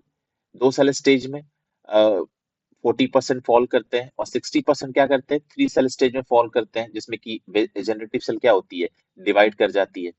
तो अगर हम बात करें यहाँ पे during a pollen tube growth, तो जब पोलन ट्यूब का ग्रोथ होगा तो ये दो सेल जो है वो अगेन, ये जो जनरेटिव सेल है वो डिवाइड कर जाती है ना, और दो बना लेती है यहाँ पे जब पोलन ट्यूब का ग्रोथ होगा। तो in plants which shed in three cell condition, pollen tube carry to male gamete. और यहाँ पे क्या है, पोलन ट्यूब क्या करेगी, दो मेल गैमेट कैरी करेगी फ्रॉम बिगनिंग, शुरू से ही, क्योंकि ऑलरेडी सेल डिवाइड हो चुकी है। अब देखो इसका रास्ता क्या है, तो पहले आया पोलन ट्यूब, फिर आएगा ओवरी में, माइक्रोपाइल के थ्रू आएगा ओव्यूल में, एंटर करेगा one of the synergids through the filiform apparatus, ठीक है। फिलीफॉर्म apparatus जो है वो क्या करता है, गाइड करता है एंट्री ऑफ पोलन ट्यूब। अब देखिए यहाँ से आप देख सकते हैं कि यहाँ से पोलन ट्यूब जो है वो एंटर कर रहा है, और यहाँ से ये वेजिटेटिव न्यूक्लियस है और ये दोनों मेल गैमेट है ना। तो ये मेल गैमेट जो है वो फ्यूज कर, दो मेल गैमेट आपको दिख रहा होगा, दो मेल गैमेट, और दो मेल गैमेट जो है इस फिलीफॉर्म एपेटस के थ्रू क्या होगा, सिनर्जिड से होते हुए एक सेल से जाके क्या करेगा, वो डिवाइड करेगा। अब आप यहाँ देख सकते हैं कि एक सेल से डिवाइड करेगा। ये देखिए यहाँ पे दो मेल गैमेट है, ये दो मेल गैमेट है, और एक मेल गैमेट जो बचा, एक मेल गैमेट यहाँ क्या फ्यूज कर जाएगा एग के साथ, और दूसरा वाला क्या करेगा, पोलर पोलर न्यूक्लियाई के साथ, ठीक है। तो यहाँ पे देखिए इसमें क्या लिखा हुआ है कि discharge of male gamete into a synergids and then to egg और सेंट्रल सेल, एग और सेंट्रल सेल, और सिनर्जिड्स के थ्रू होते हुए एग और सेंट्रल सेल को दे देगा ये, ठीक है, फ्यूज कर जाएगा। A plant breeder can manipulate pollen pistil interaction, है ना, इवन इन इनकॉम्पिटेबल पॉलिनेटर्स, है ना, टू गेट डिजायर्ड हाइब्रिड्स। ये क्या करते हैं, ये ब्रीडर्स जो होते हैं वो मैनिपुलेट कर सकते हैं पोलन पिस्टल इंटरेक्शंस को, इवन इन इनकॉम्पिटेबल पॉलिनेशंस, अगर वो इनकॉम्पिटेबल पॉलिनेशंस है तो भी, क्योंकि वो क्या करते हैं, वो कट कर देंगे किसको, ये कट कर देंगे। अगर हम बात करें ना, नेचुरली अगर हम देखें, ये फ्यूज करा सकते हैं किसी और स्पीसीज का किसी और के साथ, ठीक है। तो अगर इनकॉम्पेटिबल पॉलिनेशन है तो भी ये क्या कर सकते हैं, ये डिजायर्ड हाइब्रिड को पाने के लिए ये मैनिपुलेट कर सकते हैं, किसी के साथ फ्यूजन करा सकते हैं। नेक्स्ट है, हम बात करेंगे artificial hybridisation. It is a crop improvement programme in which desired pollen grains are used for pollination. ये क्रॉप इंप्रूवमेंट प्रोग्राम है जिसमें कि डिजायर्ड पॉलन जो होते हैं वो यूज होते हैं पॉलिनेशन के लिए। तो इसमें क्या क्या हम करते हैं, तो सबसे पहला अगर हम बात करते हैं ये आर्टिफिशियल हाइब्रिड, हम कर रहे हैं ये सब चीजें, है ना। सबसे पहला इमास्कुलेशन करेंगे, मतलब रिमूवल करेंगे किसका, एंथर का, from the bisexual flower buds of a female parent before the anther dehisces. मतलब एंथर जब डिआइसिस होगा उसके पहले ही हमने क्या कर दिया, हमने रिमूव कर दिया एंथर को। तो यहाँ पे क्या बन गया, ये अगर बाइसेक्सुअल फ्लावर है तो वहाँ पे क्या बच गया, सिर्फ फीमेल वाला पार्ट बच गया, मेल को हमने हटा दिया, वो यूनिसेक्सुअल हमने बना दिया उसको। अब उसको बैगिंग कर देंगे, उसको ढक देंगे, कवर कर देंगे, ताकि emasculated flower जो है covered with a back paper butter paper to prevent the contamination of its stigma with unwanted pollen, को unwanted pollen से आके ये फ्यूज ना कर जाए, उसको हम ढक देते हैं। उसके बाद पॉलिनेशन कराते हैं, हम जिससे चाहेंगे उससे पॉलिनेशन कराएंगे। व्हेन स्टिग्मा अटेंड्स रिसेप्टिविटी, जब स्टिग्मा इतना मैच्योर हो जाएगी कि वो अटेंड कर सकती है रिसेप्टिविटी को, कोई और पोलन ग्रेन्स को एक्सेप्ट कर सकती है, pollen grains collected from the male parents and dusted on the stigma, और स्टिग्मा के ऊपर डस्ट कर देंगे हम। उसका रीबैगिंग, वापस से फिर रीबैगिंग कर देंगे, है ना। It allow to develop the fruits for unisexual flowers, there is no need for emasculation. अगर वो यूनिसेक्सुअल फ्लावर है, इमास्कुलेशन की जरूरत नहीं है, ठीक है। Male flower buds are bagged before the flower opens, और मेल फ्लावर को क्या करते हैं, बैग्ड कर देते हैं फ्लावर ओपन करने से पहले। सो अगर हम बात करेंगे, उसके बाद आती है हमारे क्या, डबल फर्टिलाइजेशन। नेक्स्ट ये इवेंट जो है वो है डबल फर्टिलाइजेशन। तो यहाँ पे क्या होता है, आफ्टर एंटरिंग द सिनर्जिड्स, जैसे सिनर्जिड्स से एंटर करते हैं, पोलन ट्यूब रिलीज करती है दो male gametes into the cytoplasm of the synergid, synergids में रिलीज कर देता है। एक मेल गैमेट जाके फ्यूज कर जाता है ना, एग सेल से, और दूसरा वाला फ्यूज कर जाएगा, है ना।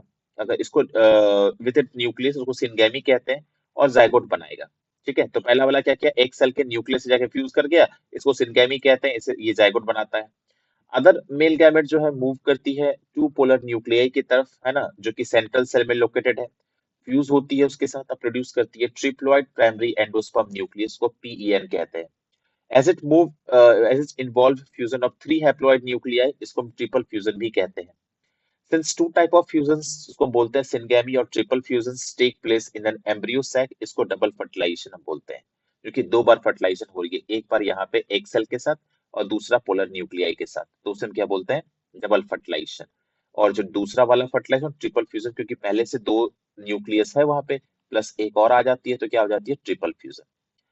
ये एक यूनिक इवेंट है जो फ्लावरिंग प्लांट्स में हमें देखने को मिलता है। The central cells after triple fusion becomes primary endosperm, और सेंट्रल सेल क्या बन जाता है, प्राइमरी एंडोस्पर्म बन जाता है ना।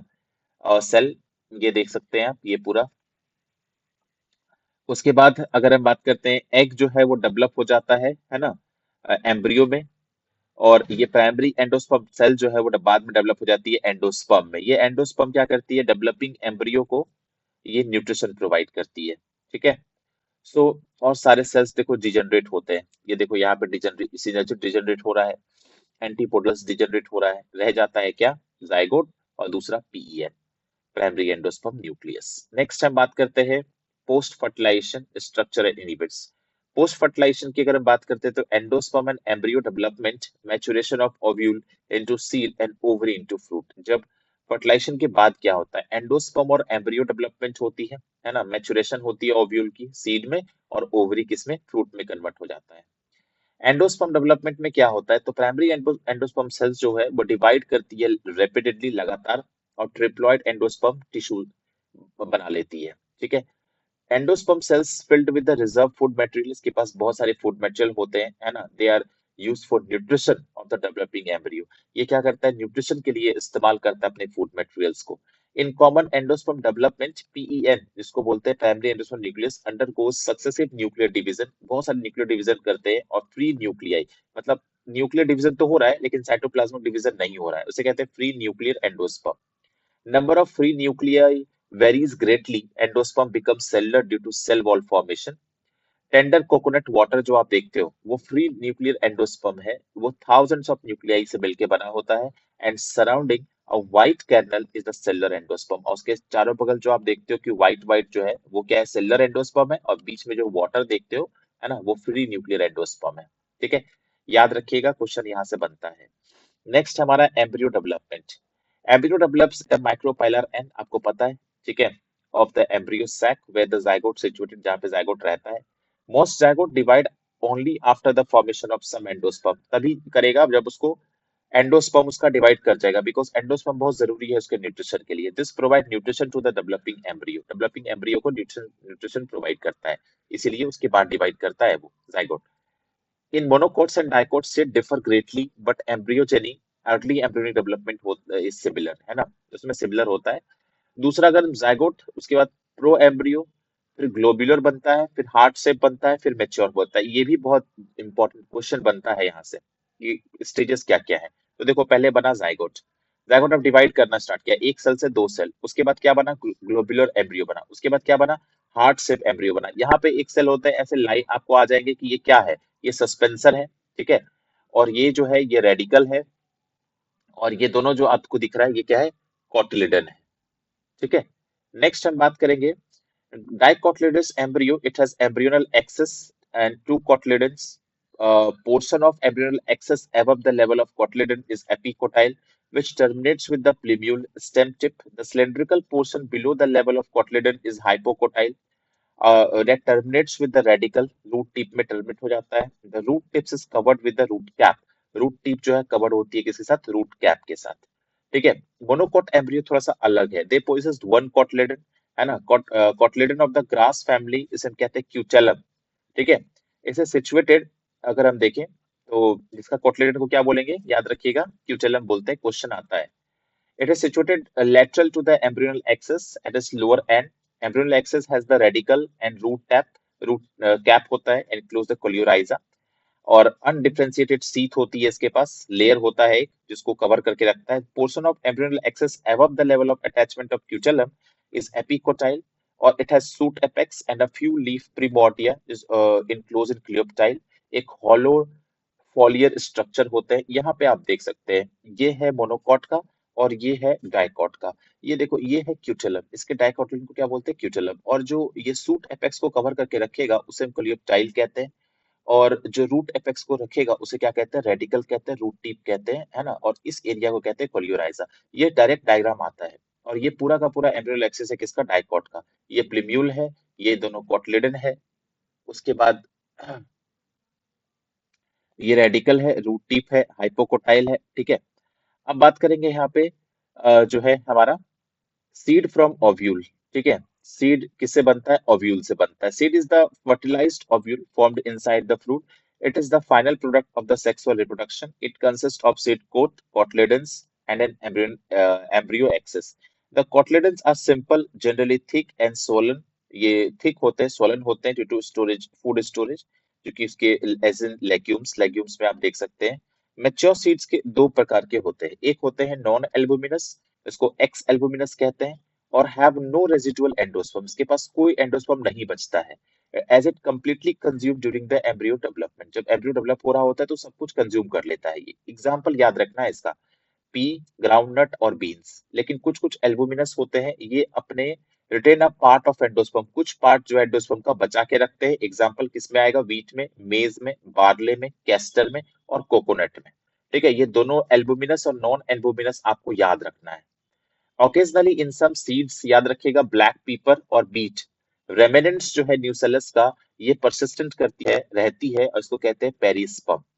Integuments of ovule hardens as tough protective seed coats. It has a small pore micropyle through which oxygen, water enter into the seed during the germination. और वहां पे छोटे से पोर होती है, और वो पोर के थ्रू क्या होती है, वाटर ऑक्सीजन अंदर जा सकते हैं। As seed matures it become dry and reducing water content, और जैसे सिर्फ ड्राई मेच्योर होती है वो ड्राई होती जाती है ना, 10 से 15% मॉइस्चर बायोमास उसके अंदर रह जाता है। मेटाबॉलिक एक्टिविटी जो एम्ब्रियो की स्लो हो जाती है और में enter state of dormancy, inactive inactivity, मतलब कि इसी की वजह से हम सीड्स को डब्बे में स्टोर कर सकते हैं, बोरे में स्टोर कर सकते हैं। अगर सीड लगातार एक्टिव रहती है और डिवाइड करती रहती है तो क्या होता, हम उसको हर बार उसको ग्रो करना पड़ता, लेकिन ये क्या होती है, डोरमेंसी में चली जाती है अंडर फेवरेबल कंडीशन। जब आप उसको फेवरेबल कंडीशन प्रोवाइड करोगे तो फिर वो क्या होगी, वो ग्रो करेगी। ठीक है, मॉइस्चर दोगे, ऑक्सीजन, सुटेबल टेम्परेचर, वापस से ये जर्मिनेट कर जाएंगे। अब देखो यहाँ पे कुछ ये दिया हुआ है, ये है हमारा डाइकोटले मतलब कॉटलिडेंस। ये जो है ये माइक्रोपाइल है, ये देख सकते हैं आप, ये सीड कोट है, ये एम्ब्रियो है, ये कॉटलिडन है। ठीक है, ये हाइपोकोटाइल है। ठीक है, रूट एक्सेस, ये सूट एपिकल मेरिस्टेम है, और ये रूट टिप्स है। उसके बाद यहाँ पे आप देखिए, ये एंडोस्पर्म है ना, ये रूट टिप्स है, ये हाइपोकोटाइल है, ये सूट एपिकल मेरिस्टेम है, ये सीड कोट है, और ये कॉटलिडन है। यहाँ पे आप देख सकते हैं ये वीट का है, ये एंडोस्पर्म है, ये पेरिकार्प है, ये कोलियोप्टाइल है, ये प्लिम्यूल है, ये रेडिकल है, और ये इधर वाला कोलियोराइजा। आर है इसका मतलब रेडिकल यहाँ पे होता है, कोलियोराइजा हमेशा याद रखिएगा रेडिकल को कवर करके रखता है, और प्लिम्यूल को कौन करता है, कोलियोप्टाइल करता है। तो एडवांटेज क्या है सीड्स का, तो since pollination and fertilization are independent of water, pollination और फर्टिलाइजेशन जो है इंडिपेंडेंट होता है वाटर का, seed formation is more dependable, better adaptive strategies for dispersal to new habitats, it helps the species to colonize the other areas. ठीक है, ये क्या करते हैं, स्पीसीज को कॉलोनाइज करने में हेल्प करते हैं दूसरी जगह पे भी। They have food reserves, so seedlings are nourished until they are capable of photosynthesis, उसके पास ऑलरेडी फूड रिजर्व्स होते हैं एंडोस्पर्म, तो जब तक वो बड़े ना हो जाए, फोटोसिंथेसिस ना करने लगे, तब तक ये क्या होते हैं, नरिश्ड होते हैं। The hard seed coat protect the young embryo, जो इसके ऊपर सीड कोट होती है उसको एम्ब्रियो को प्रोटेक्ट करती है। Being products of sexual reproduction, they generate new genetic combinations और वेरिएशन। ठीक है, वो नए कॉम्बिनेशन वेरिएशंस ला सकते हैं। डिहाइड्रेशन और डोरमेंसी इसको हेल्प करती है ताकि स्टोर कर सके अपने आप को। It can be used as food throughout the year to raise the crops in next season, है ना। इसको हम क्या कर सकते हैं, हम पूरे साल तक इसको यूज करते हैं एज अ फूड, और उसको वापस से क्रॉप की तरह भी क्या कर सकते हैं, इस्तेमाल कर सकते हैं, ताकि नेक्स्ट सीजन में इसको हम ग्रो कर सके। वाइबिलिटी क्या होती है सीड्स की आफ्टर डिस्पर्सल, मतलब डिस्पर्सल होने के बाद, ठीक है, क्या उसकी वाइबिलिटी होती है, कितनी देर तक वो जिंदा रहते हैं, क्या होते हैं। तो in few species seeds loss viability with in a few months, है ना, कुछ में क्या होता है, फ्यू मंथ्स में उसकी वाइबिलिटी खत्म हो जाती है। बहुत सारे सीड स्पीसीज हैं लिव फॉर सेवरल इयर्स, बहुत लंबे सालों तक रहते हैं। Some seeds can remain alive for hundreds of year. The oldest जो हमें देखा है वो है ल्यूपाइन, ल्यूपिनस आर्टिकस, है ना, एक्सकेवेटेड किया गया था आर्टिक टुंड्रा से, है ना। The seed germinated and flowered after an estimated record of 10,000 years of dormancy, मतलब 10,000 साल तक डोरमेंट रहने के बाद भी ये ग्रो हो पाया। 2000 साल पहले एक वाइबल सीड हमें मिला था डेट पाम का, फिनिक्स डेक्टिलिफेरा जिसको बोलते हैं, discover during the archaeological excavation at the King Herod's palace near the Dead Sea. ठीक है, तो आप देख सकते हैं कि सीड का वाइबिलिटी कुछ महीनों से लेकर के कितने हजार सालों तक रहती है, डिपेंड करता है, वेरी करता है अलग अलग सीड्स का। बात करते हैं fruit from ovary. The ovary develop into a fruit, transformation of ovules into seed and ovary into fruit proceeds simultaneously. The wall of ovary develop into pericarp, wall of fruit जिसको बोलते हैं। The fruit may be fleshy, guava, orange, mango, dry हो सकते हैं, groundnut हो सकते हैं, mustard. ठीक है, फ्रूट जो है दो प्रकार के होते हैं, ट्रू फ्रूट होते हैं। In this fruit develop only from the ovary, ये सिर्फ ओवरी से डेवलप होंगे, अदर फ्लोरल पार्ट्स डिजनरेट हो जाते हैं, फॉल ऑफ हो जाते हैं। एग्जांपल मोस्ट प्लांट्स अगर हम देखें तो ऐसा होता है, लेकिन कुछ एक्सेप्शन है, जैसे कि अगर हम बात करें एप्पल और स्ट्रॉबेरी, ये फॉल्स फ्रूट है, तो इसका थैलेमस डेवलप होता है, contribute to the fruit formation. Example apple, strawberry, cashew. In some species fruit develop without fertilisation, इसको कहते हैं पार्थेनोकार्पी, है ना। एग्जांपल है banana. Parthenocarpy can be induced through the applications of growth hormones, और इसको ग्रोथ हार्मोन से ही हम ग्रो कर सकते हैं। सच फ्रूट्स आर सीडलेस, और ऐसे फ्रूट्स क्या होते हैं, सीडलेस होते हैं। एपोमिक्सिस और पॉलीएम्ब्रियोनी, हमारा ये लास्ट टॉपिक है, एपोमिक्सिस और polyembryony. Apomixis is the production of seeds without fertilisation. Some species of Asteraceae जैसे कि ग्रासेस का है, it is form of asexual reproduction that mimics the sexual, ये है एसेक्सुअल लेकिन मिमिक करता है किसको, सेक्सुअल रिप्रोडक्शन को। In some species diploid egg cell is formed without reduction division and develop into the embryo without fertilisation. क्या बोल रहा है कि कुछ स्पीसीज में जो डिप्लॉयड एग सेल होती है वो फॉर्म्ड होती है विदाउट रिडक्शन डिवीजन और डेवलप हो जाती है एम्ब्रियो में बिना फर्टिलाइजेशन के। इन मेनी स्पीसीज जैसे सिट्रस हो गया, मैंगो वेराइटीज हो गया, सब न्यूसेलर सेल जो होती है surrounded surrounding the embryo sac divide protrude into the embryo sac और फॉर्म करती है embryo. thus each ovule contains many embryo, उसके अंदर बहुत सारे एम्ब्रियो होते हैं। occurrence of more than one embryo in a seed इसे कहते हैं पॉलीएम्ब्रियोनी। ठीक है, पॉली मतलब बहुत, एम्ब्रियोनी मतलब एम्ब्रियो। इंपॉर्टेंस क्या है एपोमिक्सिस का हाइब्रिड सीड और इंडस्ट्री के अंदर, if the seed collected from the hybrids are sown, अगर उसको हमने सोन किया, plant in the progeny will segregate and loss the hybrid characteristic, मतलब बोल रहा है कि अगर कुछ सीड को कलेक्ट किया हाइब्रिड का अगर हमने, तो क्या करेगा, नेक्स्ट टाइम जब वो ग्रो करेंगे तो उसकी जो हाइब्रिड की कैरेक्टर्स है वो खत्म हो जाएगी। लेकिन यही अगर production of hybrid seeds is costly, और हाइब्रिड सीड की प्रोडक्शन क्या होती है, कॉस्टली भी होती है। So hybrid seeds are so also expensive.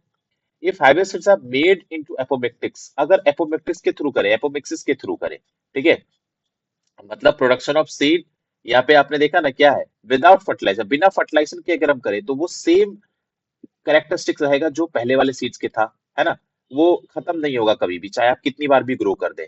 लेकिन हाइब्रिड में क्या होता है, एक बार आपने हाइब्रिड सीड लाए, उसको आपने क्या किया, प्लांट किया, तो इस सीजन के बाद ये जब आपस में सिग्रीगेट करेगा ना, तो इसकी हाइब्रिड वैरायटी जो है वो खत्म हो जाएगी। नेक्स्ट सीजन में हमें अगेन खरीदना होगा, तो हर सीजन में हमें पैसे स्पेंड करना होगा। लेकिन यही अगर हम एपोमिक्सिस के थ्रू करें, ठीक है, तो ये तो एसेक्सुअल रिप्रोडक्शन है, तो जो चीज इसमें है वही चीज क्या होगा, इसमें भी रहेगा। तो यहाँ पे देखो लिखा है, if the hybrid are made into apomictics there is no segregation in the hybrid progeny, so farmer can keep on using hybrid seed to raise the new crops, है ना। तो फार्मर को भी इसमें फायदा होगा, और न्यू क्रॉप्स कितनी बार भी आप करो उसका गुण जो है, कैरेक्टरिस्टिक उसका जाएगा ही नहीं, हाइब्रिड में चला जाता है, सिग्रीगेट हो जाता है उसका कैरेक्टरिस्टिक, ठीक है, अलग अलग हो जाता है, तो अब वो हाइब्रिड नहीं रहा नेक्स्ट सीजन में, तो फिर हमें न्यू क्रॉप लेना पड़ता है। लेकिन अगर यही एपोमिक्सिस के थ्रू करेंगे तो हमें नहीं लेना होगा। अब हम इसके क्वेश्चन आंसर को डिस्कस करेंगे, और खास करके क्वेश्चन किसका करेंगे, तो हम करेंगे अगर हम बात करें तो एनसीईआरटी एग्जाम्पल का मेनली क्वेश्चंस करेंगे, क्योंकि वो बहुत इंपॉर्टेंट है। सो हम लोग थोड़ा क्वेश्चन डिस्कस करते हैं।